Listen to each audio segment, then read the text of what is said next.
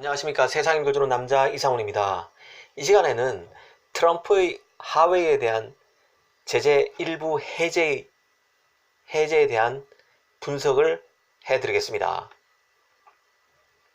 결국 저의 예측이 맞았는데요. 트럼프가 반도체 기업의 집요한 하웨이 거래 재개 요구를 들어줬습니다. 트럼프는 29일 시진핑과 무역 담판을 마친 후 미국 기업들은 하웨이의 제품을 많이 판다. 이들은 계속해서 하웨이에 판매할 수 있을 것이라고 말했습니다. 이 미국 기업들은 바로 반도체 칩을 파는 기업입니다. 일전에 말씀드린 대로 트럼프는 미국 기업의 피해를 계속 나 몰라라 할 수 없다고 말씀드린 적이 있습니다. 인텔, 퀄컴, 마이크론, 자이링스, AMD 같은 반도체 칩을 파는 기업들입니다. 모두. 메모리 수요처로서 하웨이는 살려주고 백도어를 설치해서 정보 수집 의혹이 있는 통신 장비 쪽은 계속해서 밟을 것이라는 예측을 제가 했었는데요.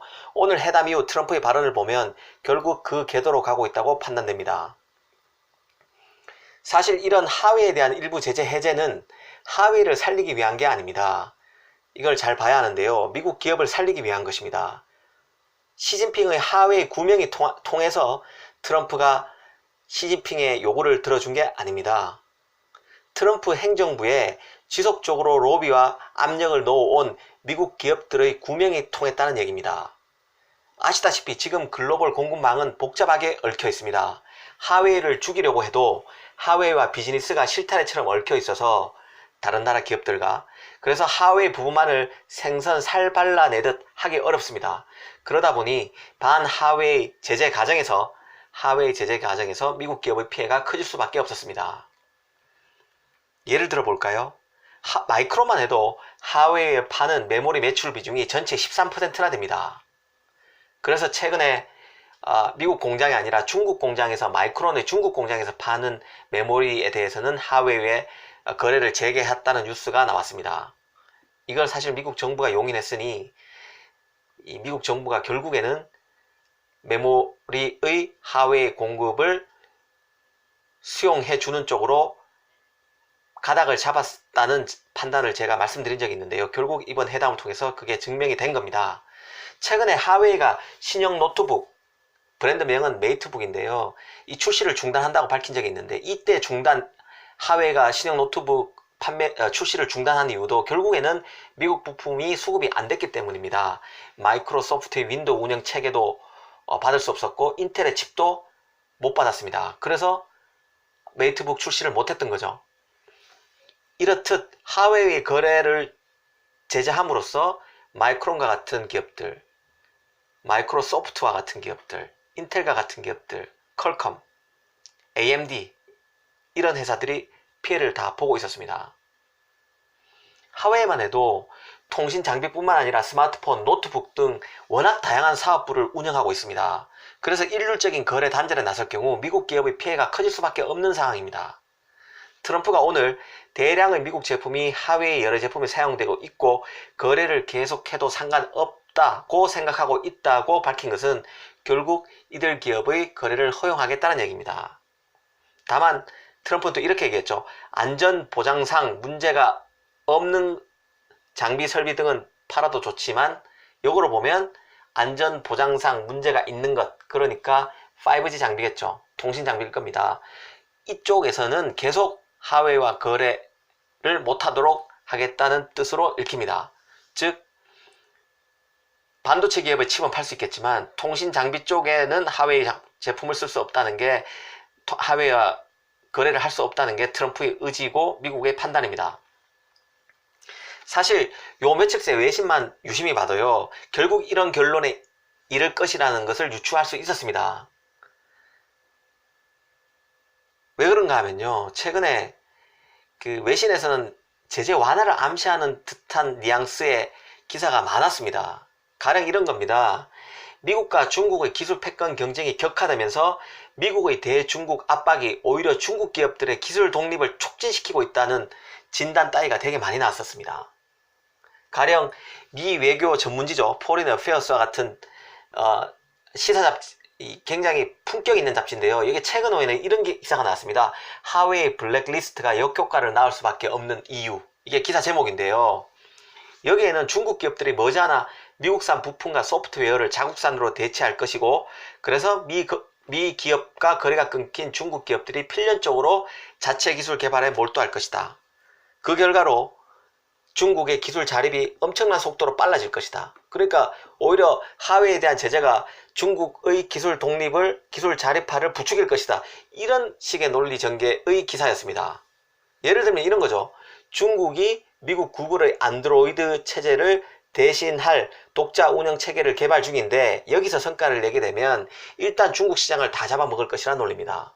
블룸버그 통신도 이런 비슷한 류의 기사가 나왔었는데요.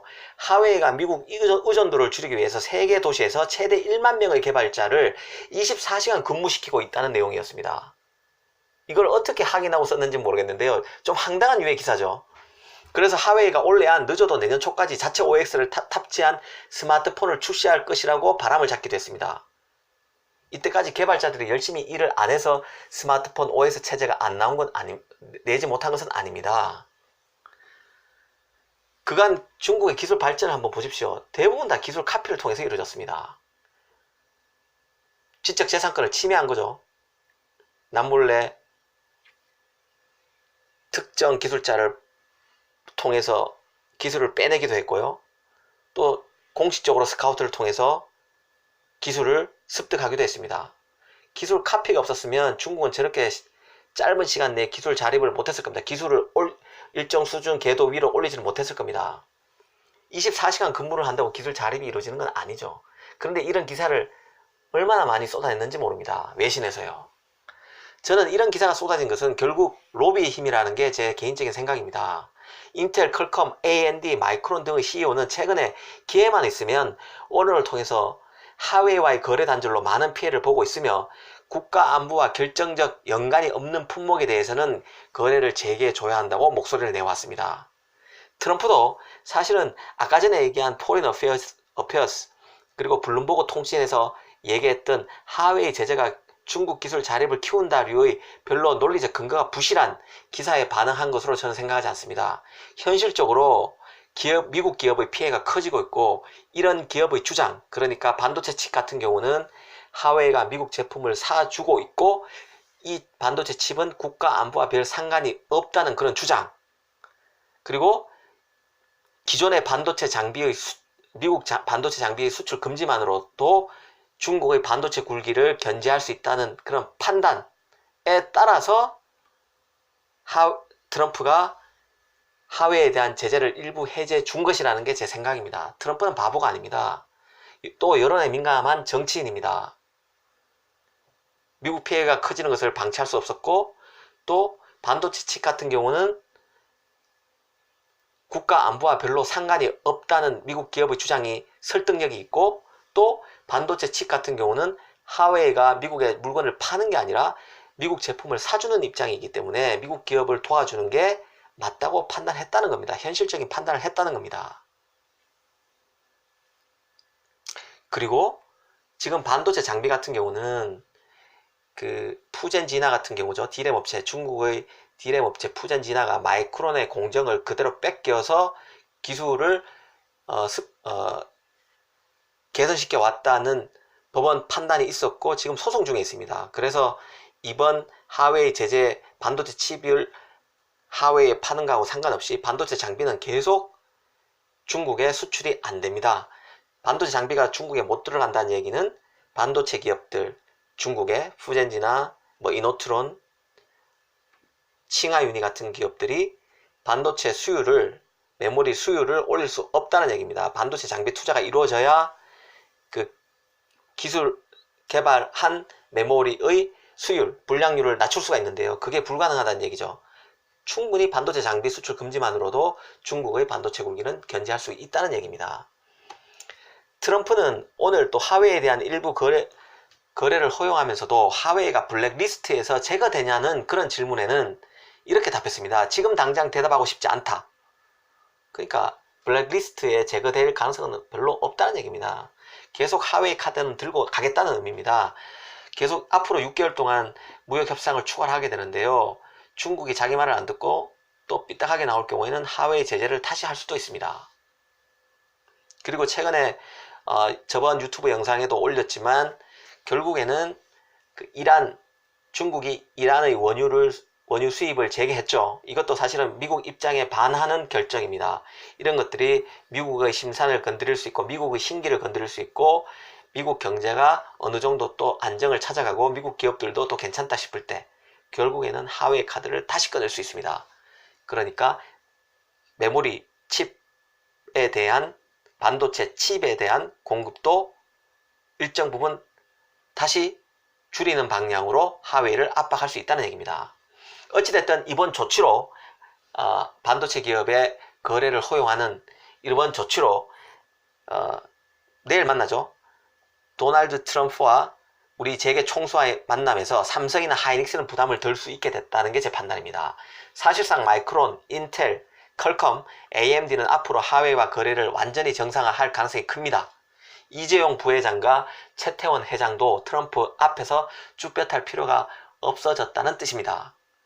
그러나 LG의 구강무 회장은 좀 다르겠죠. LG U+는 결국 하웨이 장비에 대한 선택의 순간이 올 것이라고 저는 생각합니다. 결국 트럼프 이번 제재 해제는 미국 기업의 로비 힘이고 자유무역 체제가 여태껏 만들어 온 글로벌 공급망 체제의 힘이기도 합니다. 이걸 잘 알아야 할 것 같습니다. 하웨이를 살리려는 게 트럼프의 의도가 아닌 거죠. 미국 기업을 살리기 위해 아메리카 퍼스트 정책의 일환에 따른 결정이고 미국 경기 침체를 막기 위한 자구책이라는 것을 알아야 한다는 판단입니다. 오늘은 트럼프의 하웨이 제재 일부 해제에 대해서 분석해 드렸습니다. 감사합니다.